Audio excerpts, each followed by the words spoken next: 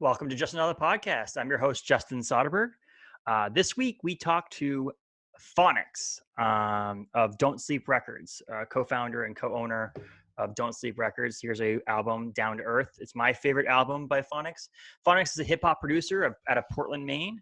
Also, one of the people on Underdogs, a documentary on Netflix. Watch it now. Most of you have Netflix on your TV or computer.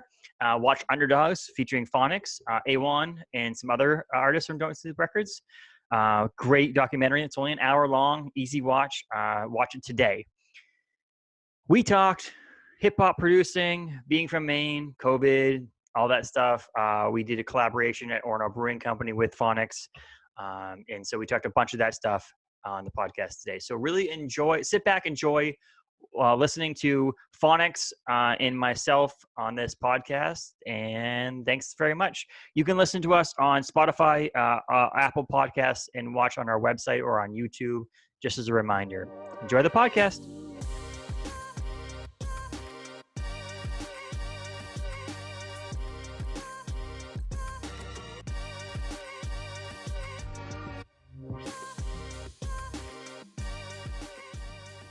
How's it going, man? Good. How you doing, bro? I'm doing great. Yeah. I mean, I just finished watching Underdogs again. It was pretty nice. Fun. That's what's up. It was pretty fun. Yeah. I mean, it's interesting to see because, there's people out there who work their entire lives in the hip hop industry, or actors, actresses, and all that stuff will never end up on Netflix. But then you get someone from the, small state of Maine up there on Netflix. It's pretty sweet. Yeah, definitely wasn't something we expected. It feels like almost like a miracle still that it actually did make it on there. I can still remember when Teo called me and told me it was on. We were dancing around the house and freaking out. But yeah, you're right. I mean, there's so many people who are more deserving, I think, of a Netflix documentary. But it was a cool story, and he did a great job putting it all together. And how old was he? Was he 18 years old, 19 years old when he did that? Yeah, he was young. I mean, we did it over the course of a couple of years, so he might have been like 21, 22 by the time he finished everything. But yeah, I mean, just his like work ethic and like vision and all that for an 18, 19-year-old, he's just such a prodigy with that stuff. I can't wait to see the type of shit he's doing when he's like 30, 40. Like, he's going to be doing some incredible stuff, I'm sure. It was awesome. I'm watching like the way that he made it and the different shots that he got and stuff like that. It just was very, very impressive. Not only the music was impressive in it, but the actual cinematography. Yeah, the cinematography was awesome. But just so you know, I mean, I do a various number of people on the podcast, from comic book people to I've got some politicians on here before. Can you tell my listeners a little bit about who Phoniks is as a person, or what you do and how you became where you are now and stuff? I'm a 30-year-old hip-hop producer and DJ from Portland, Maine, and I run a record label called Don't Sleep Records. Awesome. So are you born in Maine, or? Yeah. I went to Falmouth, and then I went to UMaine. That's awesome. So that's just a cool thing I was like thinking about before I got on the recording, was that, there's not many hip hop producers or people who want to be into hip hop in New England, let alone Maine, as a small state of Maine. Yeah, try to make your like place to, like in the industry is not easy to grow a fan base when Bangor's waterfront concerts and Westbrook has like a bunch of country artists on. It's not like the big thing to do in Maine is be a hip hop producer. Yeah. I mean, definitely like like the time when I started to come up, it was like the internet had just made like you could become big if you were in some little village in Norway, like just because as long as you build up a following on SoundCloud or whatever. But yeah, even 15, 20 years ago, that wasn't the case. It was virtually impossible to do anything from a place like Maine. So. And that's how you got connected with the people from when you started Don't Sleep Records and stuff like that. Like was it the manager that's from Alaska? Yeah. And he was just like, he emailed us and he would help us with stuff over email, but it was all kind of a virtual connection. And then we all met up there and when we filmed like the movie and for a couple recording sessions and stuff, but generally it was all just over the internet. Which is possible. And that's the weird thing about, I mean, we're doing this via the internet right now. And it's like, I don't think I would have been able to have to try to schedule time with you and schedule time with me and try to figure out where we were going to do it and do a recording. It's not that easy. So the internet doesn't make it. I mean, there's things that are bad about the internet, about like not being able to be physically with someone and talk to someone in Yeah. person. But this makes it easier just because, like, you know, you got some notoriety and stuff like that via the internet. And I mean, right now in this COVID crazy times, like, without the internet, what would you be doing right now? You wouldn't be trying to Right. like make new beats and things like that. You'd be like, okay, Right. now what? Right. Yeah. No, for sure. Yeah. Zoom has definitely revolutionized podcasting for sure. I think I wonder how many of like the big podcasts are gonna just stay with this format forever, even once social distancing is over with. Just because, like you said, it's so much easier to get people's schedules to match up when they don't have to be in the same place at the same time. Like, technically, I mean, I work for Orno Brewing Company, and you know that. So Yeah. I work from, so every other week I work from home on Mondays. So I have a little home office here, and I just work from home doing some design work and some like payroll and stuff like that. And so Yeah. it's funny, today is that day, but because of Zoom again, I could take an hour lunch break and be like, okay, I'll record a podcast and then go back to Yeah. work. And it's not me traveling to a studio or anything like that. And with the way to get equipment nowadays and stuff, I mean, you do all your stuff at your house, right? I'm guessing, Yeah. you know? Yeah. This is like my home studio, Yeah. and I work out here. Yeah. And it's like, it makes it so much easier. My dad used to play drums in a band back when I was a wee person. And he was just laughing when we became older. I mean, I'm 34. So when we got older and we started playing music as my brothers, we were able to record a CD or MP3. Oh, I know. And my dad had to book a week's worth of studio time. And it's Yeah, crazy. probably spend thousands of dollars. Yeah, yeah. I mean the ease of electronics, like, is definitely made it better. Like, just the fact that you guys could record a CD or whatever, but it's also, I think it's obviously it waters it down too, because when everyone has the same capabilities as everyone else, and the worst artists in the world can release something the same way as the best, then it waters down the pool. But I mean, you can still find, there's still good stuff to be found. You just maybe have to search through more not Yeah, good it's stuff. more trying to find a way on the internet to find what you want to watch or listen to or you know, whatever. And so, well, one of the things they say on Underdogs, and I watched that again this morning, was that like, you just have to be unique. You have to be something yourself, so you stand out from a crowd. I mean, you don't have to, I think that's something that you guys on Don't Sleep Records have, is everybody has their own unique sound, and that you can make yourself stand out a little bit by, doing that, or working harder at it. Like, it's not just as Right. simple as putting a CD or MP3 on the internet and saying, okay, do your own thing. It's like releasing more stuff, social Yeah. media, just Yeah. trying to build that fan base. Yeah. For So sure. it's pretty, like I said, it's pretty cool, but it's also, I'm in the world of podcasting now, and it's the same thing with that. There's 1.5 million podcasts For out there, sure. and trying to find your avenue to go with, is hard. It's just not as, No, it it's, definitely is. Yeah, there's definitely just an element of luck to it too. Like, sometimes it'll catch and sometimes it won't, or it'll take a long time. I mean, but so how long you been, what would you say your career has been in hip hop producing? How long you think? I would say 7 years at this point. Like, from when I was 23, I think, is when I put out my first album, Return to the Golden Era, with Awon, who then we went on to start the record label together and all that. But yeah, so that was when I was 23 and I just turned 30. So 7 years officially, and I started making beats and all that when I was 16. So like 14 years just messing around with music, but 7 years actually really taking it seriously. That's awesome. I know on the documentary, did you had performed one of your first shows? Before this COVID thing, were you performing a lot too, or were you just basically trying to do beats? I mean, my main thing is beats. That's my main, just like beats and releasing music digitally. That's kind of my main source of income. But we would always do one tour every year, at least 1 or 2 tours, and we would go overseas and do a couple shows. So,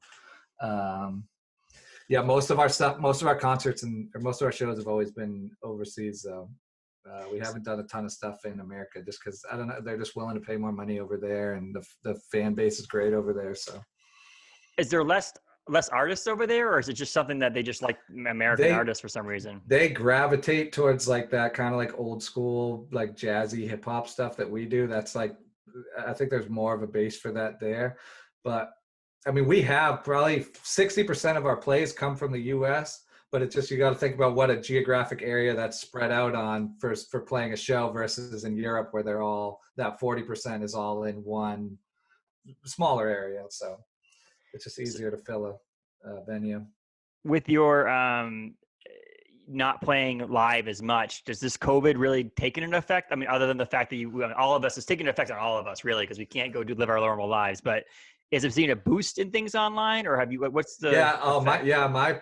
I think my plays have probably gone up 20% during COVID, just because there's more people sitting at home looking for stuff to stream, and maybe more people have seen the documentary or whatever. So, yeah, no, it's not like I'm not like at a loss. I miss playing shows, but it wasn't like, my thing is just like, I like to just like lock myself in a room with my headphones for 30 hours and make music. Like, I'm not like I still get stage fright. Like, it's not like I don't live for like playing live like some DJs do. Yeah, it's not. It wasn't ever my big thing too. I used to play the drums, and it was never my big thing of wanting to play live. It was like I could practice all day long in the garage, but Yeah. one person watching me, I was like, nope, Yeah. I'm done. Yeah. Like, Yeah. Yeah. Your mom comes in and you. you're like, ooh. Well, I mean, the thing is, before I moved back to Maine, I was a sports reporter, but I was sitting behind a computer writing articles, and Oh, then I cool. started a live radio show that was in the foyer entrance area to the UMass Lowell Riverhawks hockey team, like their entryway where people getting their tickets. And we'd record live there. We do a live broadcast from there, pregame show, which was not that bad because I felt like we were talking to a guest and it was just a small little thing. And then the guy from the like media relations or whatever came up and said, "Hey, do you want to like put it on speakers so people could hear it in the entryway?" And I'm like, I don't think so. I don't Yeah. want Yeah. everybody else to Yeah. hear. If they want to Yeah. stand close to me and talk and like hear us talk, I Yeah. can't imagine my voice being portrayed like. Yeah. And yeah, no. So that was like my stage fright thing. I'm like, no, I'm all set with that. Thank you, though. Yeah. That's funny. But it's so yeah. So online, I mean, it's to me. I mean, I when I worked in the office for Warner Brewing Company, like obviously the 4 years that I've been there, um, in March, we started working from home pretty much all the time. And my wife would work at home too, but she'd work on the couch and I'd be at my desk and I would have my headphones in. And I guarantee, at the end of the year, Spotify gives you that like breakdown of all your artists and Yep. stuff like that. It is going to be drastically different this year than it was last year for me because I just listened to way more music this year because I'd throw an Right. album in and I'd pick Right. out artists that I wanted to listen to the entire album. I would try to avoid artists where like one track or things like that. Yeah. And that got me into some of the music like what you do and stuff like that because it's stuff that you can Yeah. put on in the background and Yeah. listen and get into Study a groove. study music. Yeah. And that's the same thing with this, down to earth record. When we were allowed to have small gatherings, that record being on in the background while you're eating dinner is like perfect because it's not like Yeah. it's distracting, but it's also like gets you in the mood and it's great music. Yeah. Yeah. That was definitely one of the like just kind of one of my goals with it was just make something that you could like, yeah, throw on when you're cooking or hanging out or doing work or studying or whatever. Because there's definitely music that you can listen to in the background, but it's distracting. And I tell you what, Yeah. there's many of labels designed to music this year that I wasn't in the previous years because I wouldn't want to have my headphones in because I'm in the office with other people and we're having Yeah. conversations or talking things out. But when my wife was on the couch and I was on my desk, I was like, no, I need to have music in my ears so I'm not distracted so I can actually get work done. We wouldn't just Yeah. have personal conversations or watch TV or whatever. So this year's Spotify, recap is going to be so much different than previous years. Yeah. Yeah. Yeah. The more data to work with. And I have a then lot of trouble listening to music while I'm working on something. Actually, I can't. If there's music on the background, I end up kind of just like tuning into the music too much. Even with like super chill background type music, I have trouble not like. I either have to focus on that or focus on what I'm doing. But I don't know. is It's that hard. because you're looking for sound? Like, I mean, I know what I you think do. it could be. I think that could be what it is. Like I'm always kind of listening, like listening intently for a sample or something like that, and so it's just hard for me to have it on in the background. It's funny because when I was in high school, I went to Bangor High School, and excuse me, at Bangor High School, we had a film class. And in the film class, she showed us some like errors in movies where like they would eat a sandwich, it'd be half a sandwich, they'd go back and they'd be a full sandwich and all that Continuity, stuff. yeah, continuity errors, yeah. And from that point on, I'm 34 now. I mean, this is back when I was like 16 years old. From that point on, I can't watch a movie if there's a mistake. I have to point it out. I'm like, oh, you see that? Yeah, The door was closed. Now it's open. And yeah, it's like, I can understand that if you're looking for the potential of sampling music, it might make sense that if you're listening to something, you're like, oh, that was good. yeah, And then you right, get distracted from what you're doing. But right. so you do mostly sampling from actual vinyl records that you know? I try to. I mean, I'll go. It's expensive, especially like the more popular vinyl gets. Even like shit that cost $1 10 years ago is like $10 now. Like even random jazz records and stuff like that. So for a long time, I mean, I'll sample from anything, MP3 or YouTube if that's the only way I can find the song. But lately, I've been buying a lot of vinyl and just mostly online because a lot of the record stores are closed. But I've been almost everything I've been doing since quarantine started has all been off vinyl. Ideally, I would like to make an album with nothing but vinyl samples and maybe some live instruments and stuff too. But you can hear a difference for sure if you sample it off YouTube versus sampling it off vinyl. It's definitely, and it's something it's funny is I always equate this back 10 years ago, 15 years ago, when someone offered, the iPad came out and I was like, what do I need an iPad for? I've got an iPhone. It's just a bigger iPad. Yeah. And now I own an iPad and I read comic books on it and things like that. And I draw on it and stuff. Yeah. Do you have the Apple Pen? Yes. It's amazing. Yeah. It's such a game changer. We just released a new Van Life can. That label was actually mostly drawn on the iPad, which is Yeah. cool because in the past I would never have drawn something on paper and then tried to convert it into the computer. I was just I'll just use the computer fully and so on. Yeah. But the iPad has done this. Yeah, but then I also used to make fun of records too. Golden Era. I did the whole Golden Era can on the iPad. That right here. This is the first one, and this is Yeah. the second one. Yeah. And then Are we you have cracking into one right now. Oh, I have one right now. Yeah, it's 1:00 in the afternoon, man. I gotta get in. I haven't even had breakfast yet.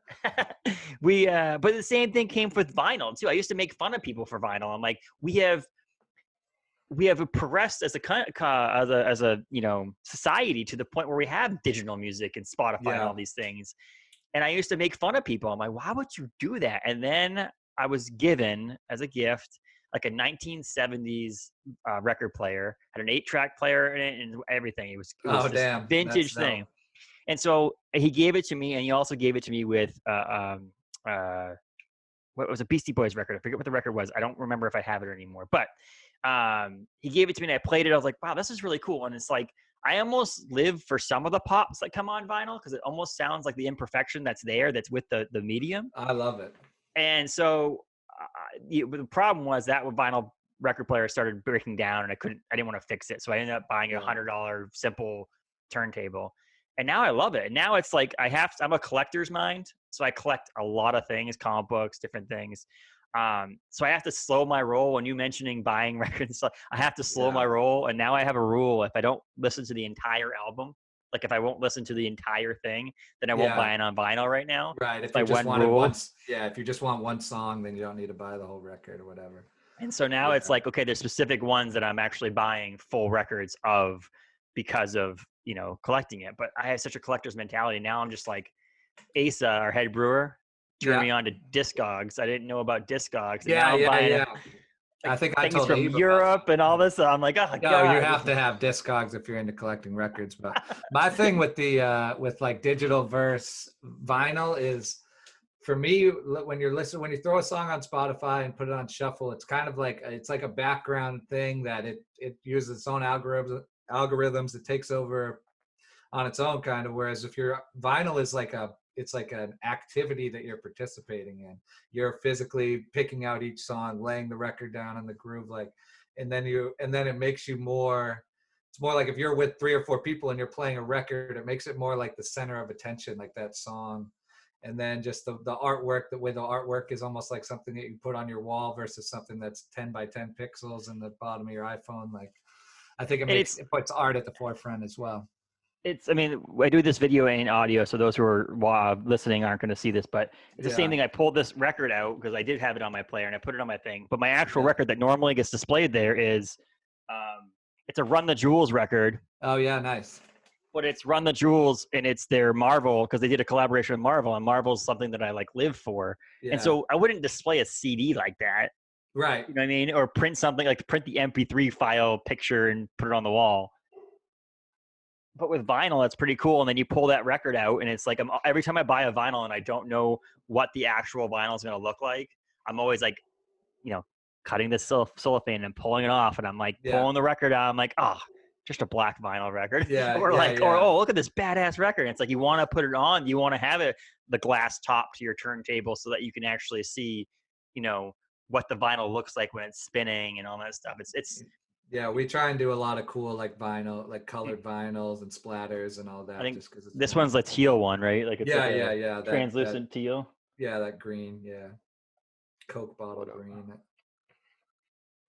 Yeah, that's really cool. But so how many records do you have now? Like, Of my own, I think we're up to almost like 8, 15, 16, maybe like 18, including because we'll repress them too. Like we're about to repress Down to Earth for the 3rd time. So I think including represses, we've done like 18 records. that's awesome. That's like, Yeah, I can remember when I was like probably 20, 21, I had put out together like one little album uh, of like 5 or 6 songs, and my girlfriend, who's now my wife at the time, got it pressed on like a single vinyl record. Like you can pay like $100 and they'll make like one for you. And she gave that to me as a birthday present. And I was like, oh my God, this is like the coolest thing in the world that my music is on a record. And like I was just obsessed with that. I thought it was the greatest present ever, and now like I've done it 20 times since then. But it's funny how you say that. My wife now, who was my girlfriend at the time, also did that. She asked me randomly what my favorite songs were, and I was giving her songs. That's cool as fuck. And so now I have like my own mixtape on record. vinyl. Oh, Yeah. That's awesome. What a So cool it was gift. really cool in that aspect of it. She did it unclear. It was pretty cool. So it's like it's not feasible to do that all the time because it is $100 basically each time. And it's like that's expensive vinyl. But like, and it only I think they only could give me like 10 songs or something like that. Like some of these, I mean, I have dual vinyl, things that are 20, 30 songs. But it's kind of funny that you say that because my wife now, girlfriend at the time, also did the same thing, but with music that I like because I don't produce music. Yeah. So, no, that's super cool though. A wax mixtape. I like that. It's awesome because it's like, and she did one side because I'm more into heavier music, but I'm also like it's like heavy music and then hip hop. So she did like one side of the vinyl, which was like my heavier music, and then the other side of the vinyl was more like hip hop and songs that are a little bit easier listening to. I think she did it on purpose so that I could play the side that was a hip hop and easier listening music when she was around. When she was around, yeah. So if I get out early from work, I can put the hard side on and then listen to that. But by the time she gets home, I can flip it over and it's the easiest side. Yeah, smart girl. But so in the world that you're in, you do a lot of collaborations if you think about it, because of Don't Sleep Records. You have multiple artists on there, and you're obviously it's like a quasi collaboration because you're sampling music. So there's music from people who have made their music years ago that you're actually using on your beats, and so it's kind of cool that you're living in the world of collaborations. I obviously work for Orno Brewing Company, but how did this come about? Do you know, like, how did this start? How did we make this beer? It was. Do you know Matt Beamer? Mm-hmm. Yeah, so that was a kid. So he was a buddy of mine who I went to Maine with, who was good friends with Abe, and so I think he showed Abe my music one time, and he really liked it. I think Abe DM'd me, and then we kind of got talking, and then I don't know. I think he just DM'd me one day and asked what I thought about doing a collaborative beer or something like that. And I've always wanted to get into doing like beer can designs and stuff. So I was like jumping at the opportunity to do one. That's awesome. Because obviously I do a lot of the work for OBC's design. Yeah. And so it's always one of those things that like when I get an opportunity, when someone wants to design a can that's not into design, like if you don't know what you're doing. Oh, like it's the worst. I have had people who we did a can of years ago, and I won't mention anything else other than that they gave me some information or gave me a sample of what they would want to do. And I saw it and I was like, yeah, we could run with that and I can make my own version of that because we're not putting that on a can. But then when I saw this come in, I was like, oh God. So then I was able to like make sure the hop was in the exact right spot and add the word boxes on the sides.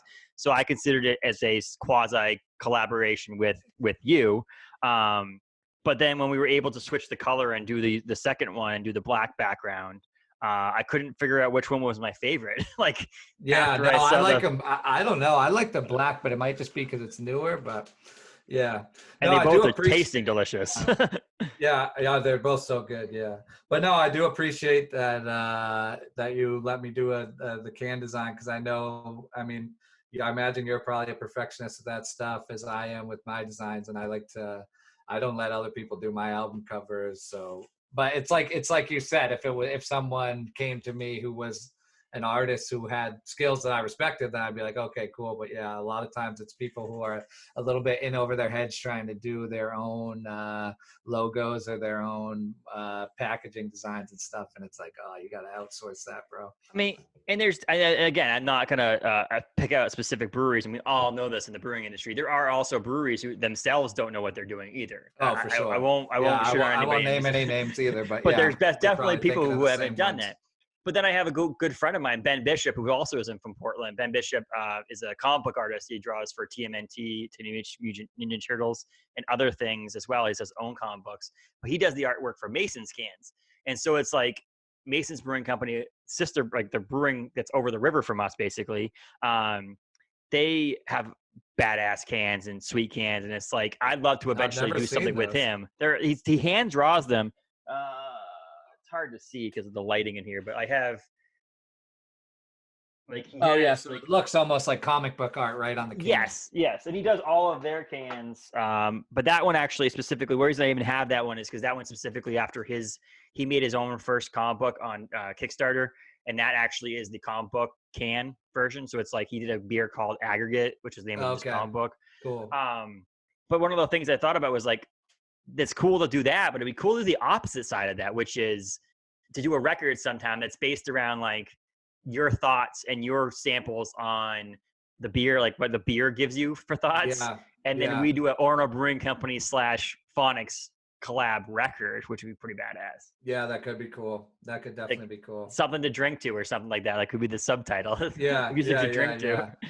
Yeah, Um, no, I've thought about that. I have like I'm always writing down like if I hear like a line in a rap song about beer or something like that, like something I could scratch on a turntable. So I've written down a bunch of those. I could do at least a beer song. I don't know about a beer album, but well, yeah, we but we did but yeah, you could release a single or something like that, like a single instrumental remix or something like yeah, that on a vinyl record. That'd be cool. and we have this one, which is the Citra one, which is one of you said the hops that are pretty cool for you, Yeah, which that's my has favorite hop. Incognito T90 and cryo hops in it. And then we go like, well, what are we gonna do next? So we did the next one with Mosaic, which is also a great hop, Yeah. with the same thing, T90, Incognito, and cryo.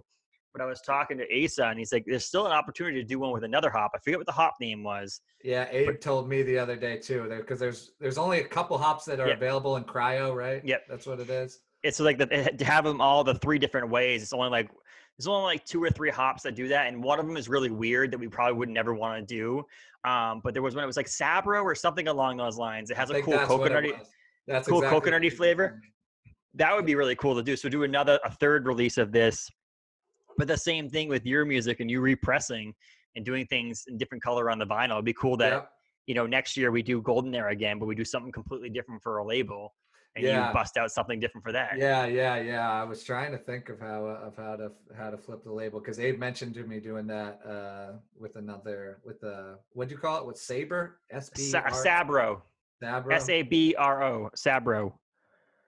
But we could, I mean, this one I thought about. The only other way to do it is also to do like a gold background with black writing or gold background with Yeah, white that's true. writing. Yeah, you could try like a red background or something. I don't know how That well would be it comes cool out. too. But it's just cool because, like I said, we at Orno Brewing Company, obviously it's aside my actual salary position is Orno Brewing Company, which doesn't have anything to do with this. However, I talk about it a lot because it's my life.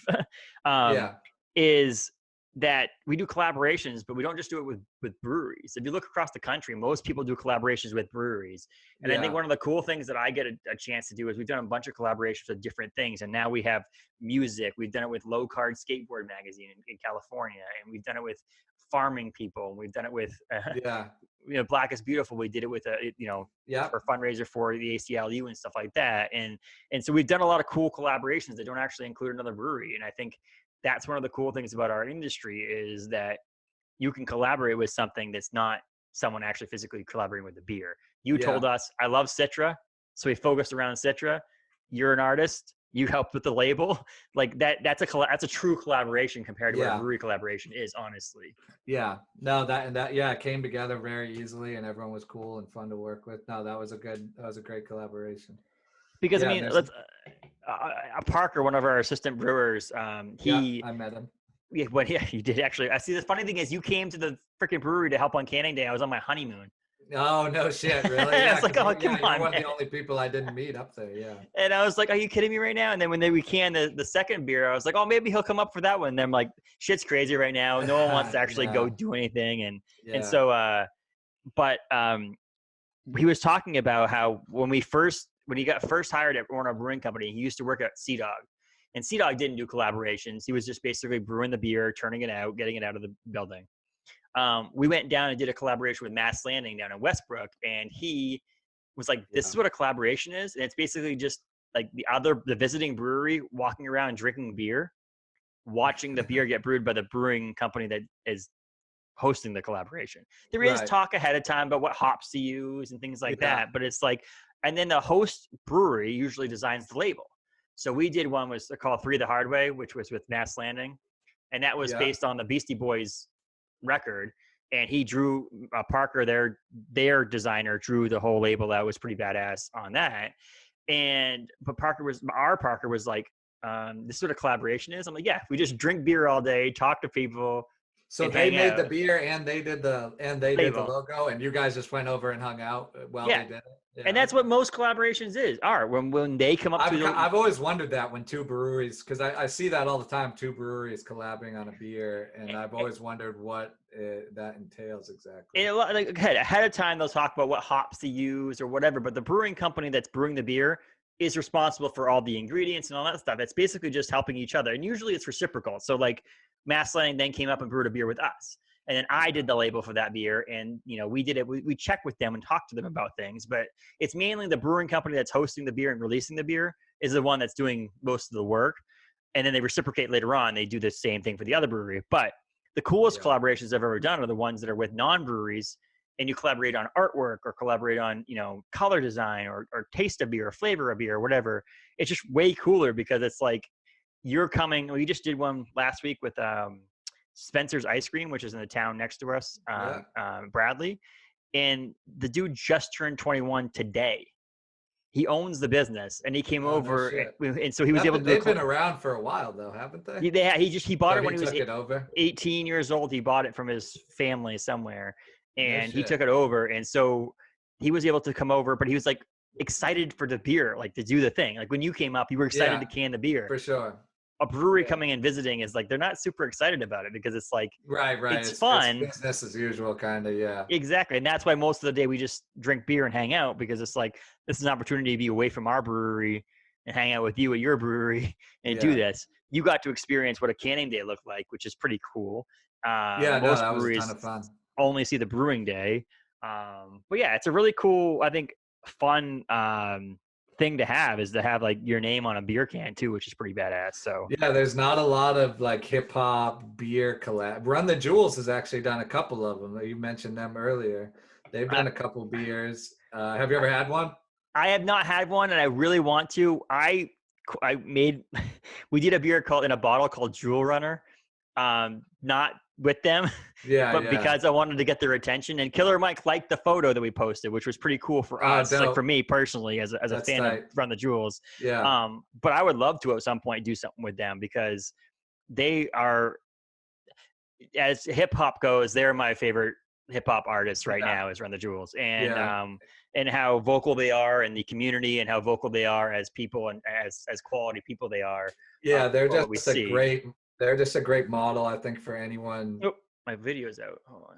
You You're good? good. You keep talking. I don't. There you go. Yeah, I was just gonna say they're just a great model, I think, for like just like independent hustle. Like they're so good at like just marketing and all that. And they're independent, right? They're not signed Yep. to any major label. They're Right? independent and they also not afraid to speak their mind. That's my Right. other part about it. It's like we talk, and I think there was a mention on the Underdogs documentary about being independent lets you do what you want. There's no one else influencing what you're doing. So like, Right. Phoniks as an independent artist, you have Don't Sleep Records, but it's your own record label Yeah. that Yeah. you can do what you want. You can say what you want. You can do what you want. There's no one influencing what you're Right. doing. It's Right. Phoniks or Ian as a person, Yeah. not just what someone else is telling you to do. And that's something that the guys from Run the Jewels have been able to do is, Killer Mike will say what he wants and gets political if he wants, or doesn't get political if he Yeah. doesn't want, because there's no one from Sony or, some of the bigger artists or labels telling him what he can and cannot say, which is Right. pretty cool. Right. And there's no one saying, oh, we don't need another political song. We need like a dance club record. Like they can just make whatever, as many political songs or say whatever the fuck they want on a record. Exactly. So. So speaking of, obviously we're not going to get political on this because I don't like to get political on anything, but what's, not speaking on that, but what's next for Phoniks? What's the hope for the next, what's hope for 2021?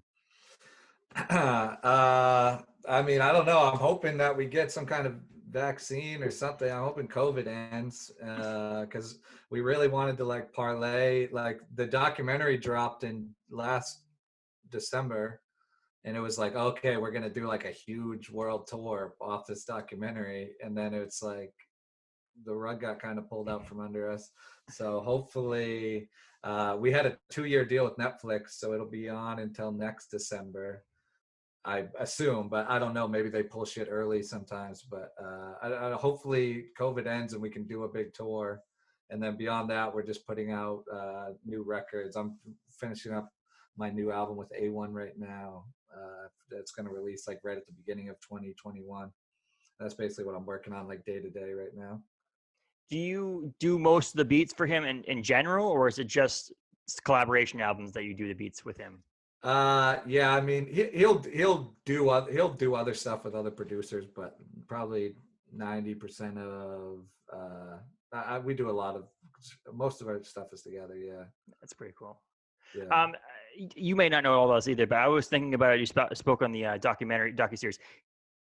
Teo, is that his name? Teo. yeah, yeah. He created that on his own and then pitched it to other places, right? That's how that works, Yeah, right? yeah, exactly. Yeah, yeah. So he brought it to a distribution company called Trace TV, who is based out of they have offices in France, but then they're also like Trace Urban is kind of like they're like MTV in like Africa and France and that and Europe and stuff. So they they ended up selling a package of 6 of their films to Netflix, and I think they were all on 2-year deals, and we happened to be one of those films. So that was how the connection between Teo and us and Netflix was made.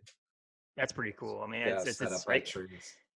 to be. I mean, even if it gets pulled at one point to be someone who was on Netflix, which is pretty badass to be that. And from Yeah. Maine, like again, I always bring that Maine back into it because I always feel like people in the United States of America always kind of forget about Maine because it's like I visited Florida Oh, before. for People were sure. like, "Where's Maine? Is that part of Oh, people Canada?" don't even know it. Some people don't even know it exists. I'm like, And so it's like it's cool to see that like it's.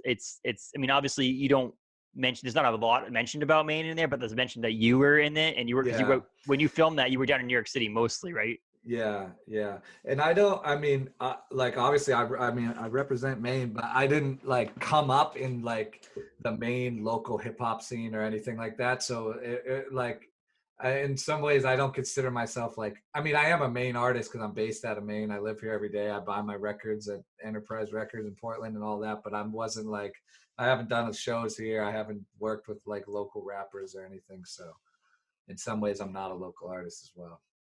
And I understand that. It's the same thing. I lived age 0 to 10 in Kittery, and then 10 to 20 in Bangor area, and then 20 to 30 in Massachusetts. So Okay, like yeah. my most like adult years of where like I could make my own personal decisions and do all those things, I was in Massachusetts. But I still Yeah. consider myself a Mainer. I moved back here when I was 30. So the past 4 years I've lived in Bangor or Bangor area. So I wouldn't consider myself like born and raised in Maine because I guess I was raised somewhat in Maine, but it's like the 10 years in Massachusetts kind of throws things off. I'm born and raised in New England, but not like Maine per se. But now I feel like Maine is the cool thing about like what you were saying we were talking about for the internet earlier, how it's somewhat watered down, but in the same thing, you can do what you want and what you're doing in Maine For because of the sure. internet in the For same sure. sense. Like, Yeah.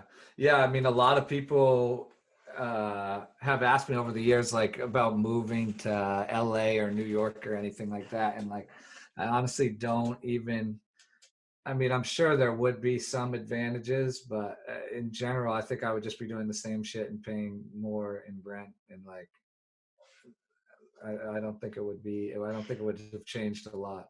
If and with anything, what there's you're more, if doing, anything, there's more distractions there. and with what you're doing, if you're going to go on tour with the people from Don't Sleep, if you're going to go to, all over this country or over to Europe, you can be based out of wherever you want. It's not, Right. if you're not trying Exactly. to go out. I mean, if you were a comedian and you're like, okay, comedians in Maine, almost impossible to do because you're not going to get the exposure that you need to become a Right.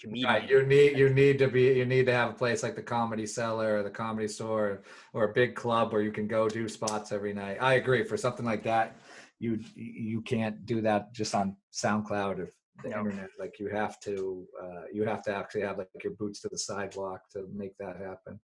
And so that's like, it's just cool about Maine and how like my buddy Kevin Billingsley, who works over at Halo Studios, Yep. same thing. He could be, you could be a producer of records in, New York City, but what's the real the point? He can be in Maine and still do the producing of records from a distance. He can have people come up and visit him and be in Portland. And Portland's not that far away from other places, which is Right. pretty cool. So it's like there are certain industries that you can do from a distance, and being a hip hop producer, you probably could do that from basically anywhere. You can go live out in Alaska if you wanted to and do what you're doing now. Yeah, I know a lot of my favorite producers are from like Sweden and Norway and Germany. Like then they work with artists and all over the world. So Speaking of Sweden, quickly, I don't want to take too much of your time up, but speaking of Sweden, and then also, do you watch any like Star Wars stuff? Did you watch any of the Mandalorian and stuff like that? Are you I into? haven't seen season 2, but I mean, when I was a kid, I probably watched the original trilogy 10,000 times.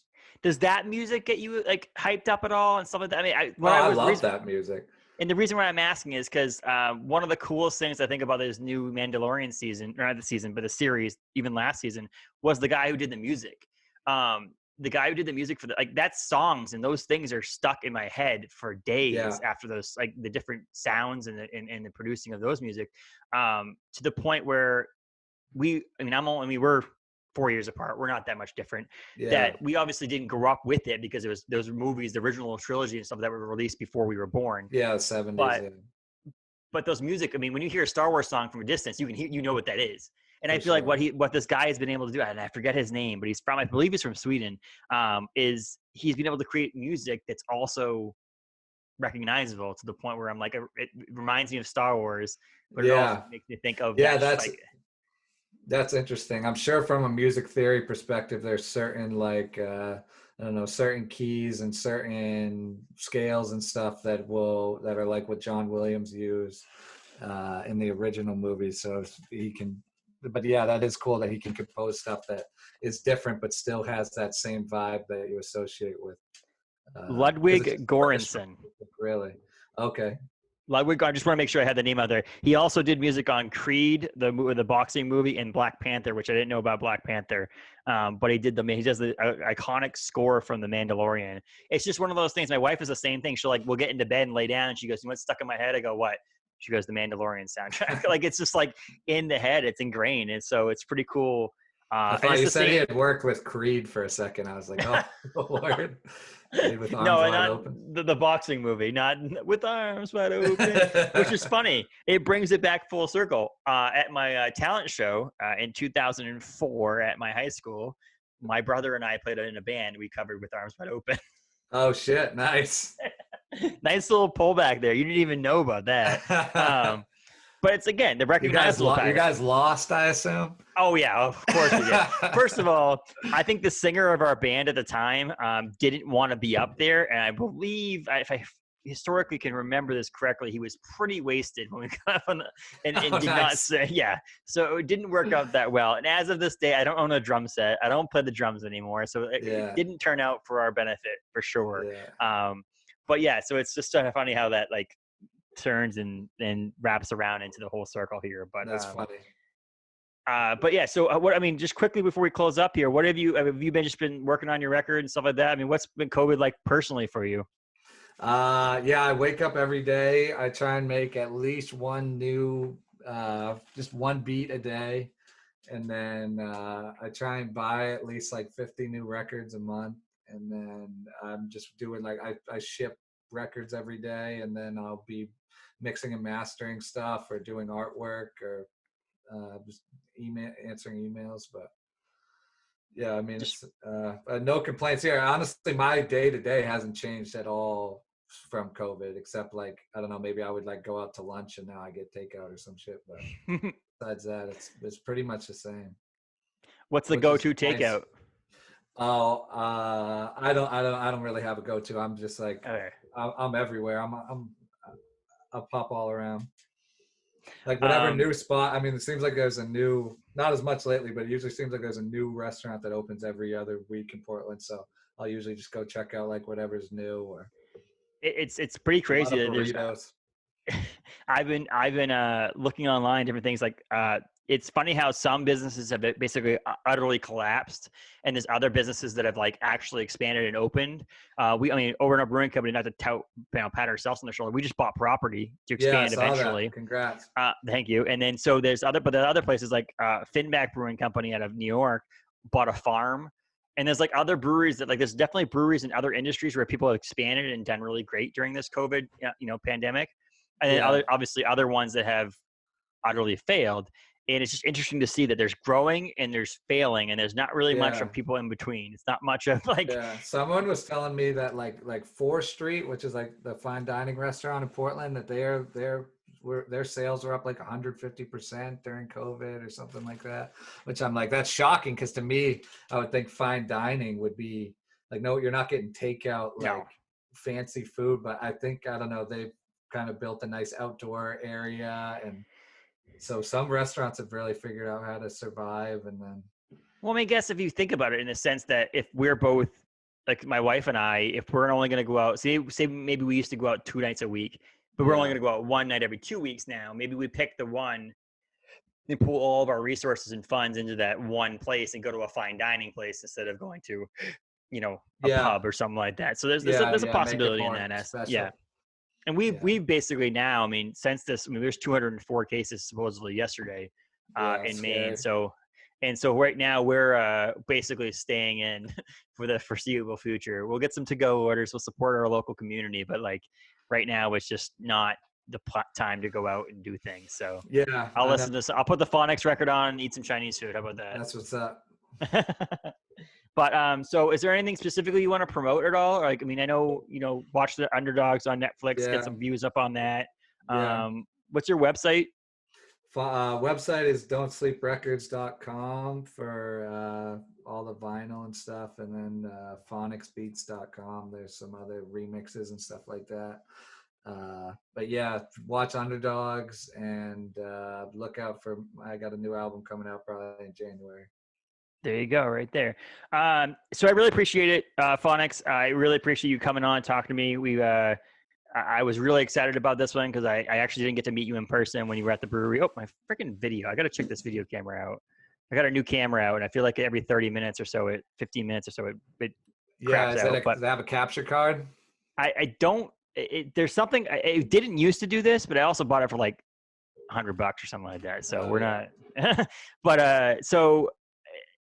yeah, so I'm really glad you came on. I'm glad you were able to talk to me about what Phoniks does and who Phoniks is, because I didn't get to meet you in person, which is pretty ununique because I'm usually there all the time. So like not to meet someone who comes to the brewery is very unnormal for me.